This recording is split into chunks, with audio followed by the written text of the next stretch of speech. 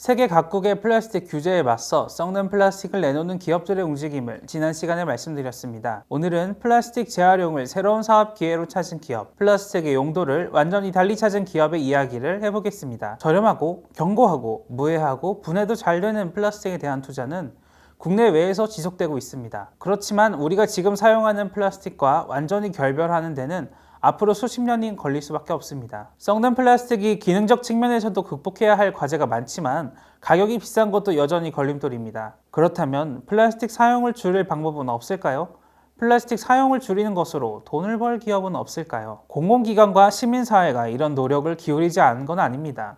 하지만 자발적 참여를 통한 플라스틱 순환 모델은 제대로 작동하고 있지 않습니다. 환경부와 시민단체 자료 등을 종합하면 국내 플라스틱 분리수거율은 87%로 세계 최고 수준이지만 실제 재활용되는 비율은 41%에 불과합니다. 기계적 재활용 방식으로는 오염되지 않은 일부 페트병만 재활용하고 나머지 폐플라스틱은 제도와 인력, 인프라 부족으로 매립지에 버려지고 있습니다. 그동안 원료 수출이라는 핑계로 중국 등 개발도상국에 떠넘기던 것도 불가능해지면서 엄청난 양의 폐플라스틱이 사회적 문제가 됐습니다. 많은 기업들이 플라스틱을 화학적으로 녹여 재활용하는 화학적 재활용, 캠사이클링에 대한 투자를 확대하고 있습니다. 플라스틱을 재활용해 난방유와 가솔린을 얻기도 하고 특히 플라스틱의 원료인 납사 혹은 나프타를 환원해 플라스틱 활용의 선순환 구조를 만들려는 것입니다. 화학적 재활용의 선도 기업은 독일의 바스프입니다. 바스프는 통합을 의미하는 페어분트 시스템으로 명성이 높습니다. 바스프의 페어분트 생산기지에서는 공장과 공장, 파이프와 파이프가 시계 부품처럼 돌아갑니다. 페어분트에서는 원료 물질이 파이프를 타고 신속하게 분배되고 이동하기 때문에 원료와 에너지 낭비를 최소화합니다. 공정에서 배출되는 배기열과 소각열까지 증기 형태로 가두고 재사용하는 방식으로 에너지 효율을 극대화하며 최종적으로는 투입된 원료 물질과 연료의 7%만을 폐기물로 배출한다고 합니다. 이런 환경에서 화학적 재활용이 태어난 것은 당연합니다.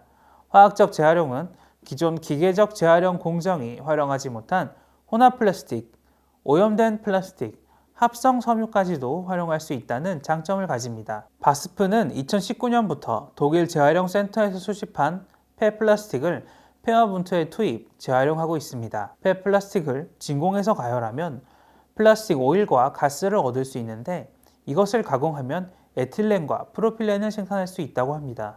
한국에서는 SK종합화학이 미국 퓨어사이클 테크놀로지와 손잡고 2022년 국내 화학적 재활용 합자회사를 설립하기로 했는데 아직은 시장 진입 단계라 성과가 나올 때까지는 시간이 걸릴 것 같습니다. 플라스틱을 완전히 재해석해내는 기업도 있습니다.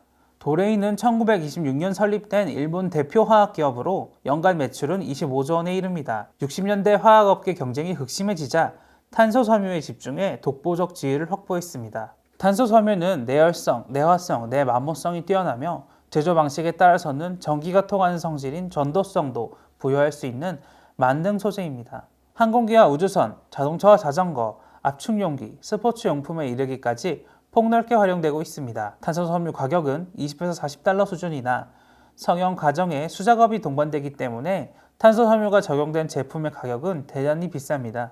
글로벌 탄소섬유 시장의 점유율은 31%를 도레이가 공급하고 있으며 우주항공과 풍력 발전 등 첨단 산업에 사용되는 고기능 탄소섬유 시장은 도레이가 독차지하고 있습니다.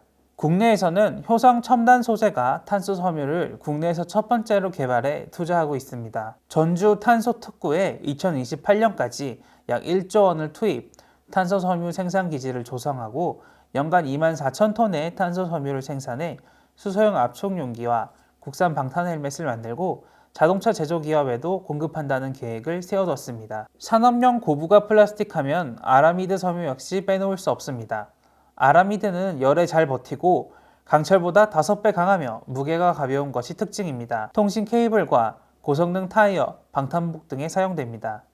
아라미드 섬유의 킬로그램당 가격은 20에서 40달러로 일반 플라스틱의 10배 수준입니다. 글로벌 아라미드 섬유 시장은 미국의 듀폰과 일본의 데이진이 80% 이상을 차지하고 있는데 코오롱 인더스트리가 아라미드 섬유 기술을 국내에서 첫 번째, 세계에서 세 번째로 확보해 미래 먹거리로 키우고 있습니다. 아직 글로벌 점유율은 7% 수준에 불과하지만 2023년부터 아라미드 생산량을 1만 5천 톤으로 늘려 국내 수요에 대응하고 글로벌 점유율도 높여간다는 계획을 세워뒀습니다. 이 밖에도 고분자 소재 분야에서는 열에 약한 플라스틱의 한계까지 극복한 슈퍼 엔지니어링 플라스틱이 주목받고 있습니다. 슈퍼 엔지니어링 플라스틱은 강철보다 가볍고 정밀 가공이 쉬우면서도 내열성은 물론 기계적 강도까지 뛰어난 특성을 지닙니다. 대표적으로 폴리페톨린 설파이드, 폴리이미드, 폴리에테르 에테르 케톤 등이 있습니다. 플라스틱 사용을 규제하려는 각국 정부의 압력에 맞서 석유화학 기업들이